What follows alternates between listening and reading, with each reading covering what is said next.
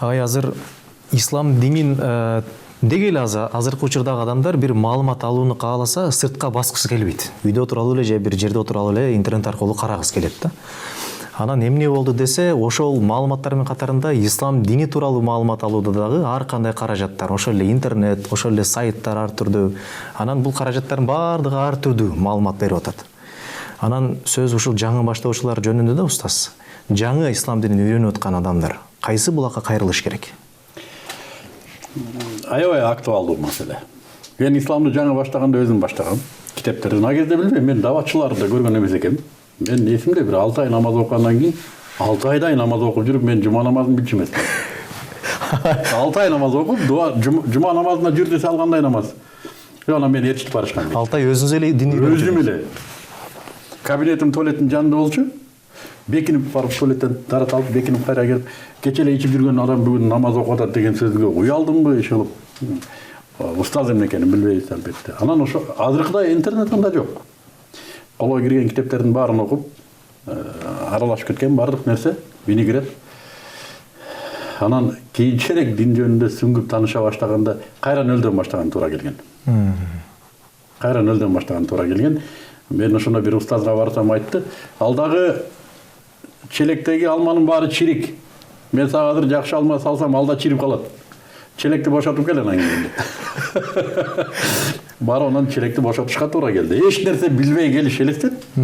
Бул аябай кыйын, адам мээсиндегини төгүбү өтө кыйын. Мына чирик пикирди көтөрүп жүрүү адамга ыңгайлуу. Сиңип калган да, ошону мен түшүнүк болуп калган. Аны кечүү оңой эмес. Аллах субхана ва тааала айтып аткан, өзүңөрдөгүнү өзгөртсөңөр анан өзгөрүү деген. Мына ушуну төгүп салуу, түшүнүктүн баарын жок кылып, жаңы түшүнүк салуу, же өзгөртүү аны түшүнүктөрдү. Мына ошондо түшүндүк. Мен ынандым. Бир устаздын айткан сөзүнө, устазы жок үйрөнүлгөн илимдин устазы шайтан деп. Устазсыз үйрөнүлгөн илимдин устазы шайтан. Бүгүнкү интернетте бардык маалымат бар, бардыгы туура. Туура эмес маалымат билбейм, мен издеш керек го аны. Бардыгы эле туура, бирок маселе эмнеде, коркунуч эмнеде? Элестет, мектепте бир да класс жок, 1-класстан 10-класска чейин балдардын бардыгын бир залга киргиздиң да 10 досканы коюп койдуң. Бир мугалим 1-класска сабак берет, бир мугалим 10-класстын сабагын бере берет, бир эле залда. 1-класстын баласы бар, 10-класска отуруп алды. 10-класстын баласы 3-класста отурат, түшүндүм. Каерден ким эмнени алып чыгат? Ким эмнени алып чыгат? Интернет ошондой нерсе. Анын үстүнө исламда илимий маселелер бар. Аны илимпоздор гана түшүнөт. Жөнөкөй маселелер бар. Аны жөнөкөй адамдар түшүнөт. Кээде жөнөкөй өзү дааратын анчейин алганды билбеген адам илимий маселеге кирип алган. Анан фитна чыгат да. Мазхабтарды жокко чыгаруу, адамдарды капырлыкка чыгаруу, мунун баары кайдан келди? Устазсыз машыккандан, же устаздын өзү кемтик, интернеттен үйрөнгөн, чаламолдо биздин тилде айтканда, же устазсыз уккан лекциялар, китептер окулган китептер, ошолордун баардыгы чечилген эмес, таасир менен үйрөнүлгөн, анан башталды. Анан бул ким болуп калыптыр? Мен ушундайларды көргөм, Абжолтой. Өзү арабча окуганды билбейт.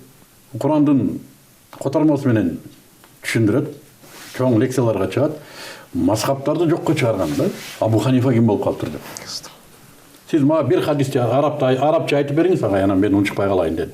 Айтып бере албайт. Мына ушундай биздин коомдо. Ошон үчүн чындап дин үйрөнүүгө дитин койгон адамдарга кандай болсо да устаз кармоону мен сунуш кылам.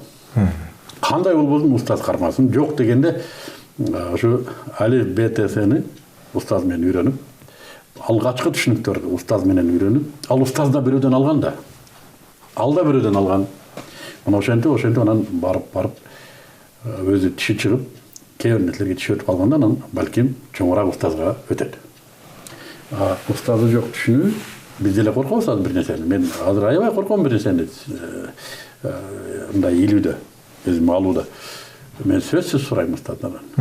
Кудайга шүгүр, мен аябай көп устаздарым бар. Анан сурайм, сөзсүз. Саясий маселени саясий устазыман сурайм.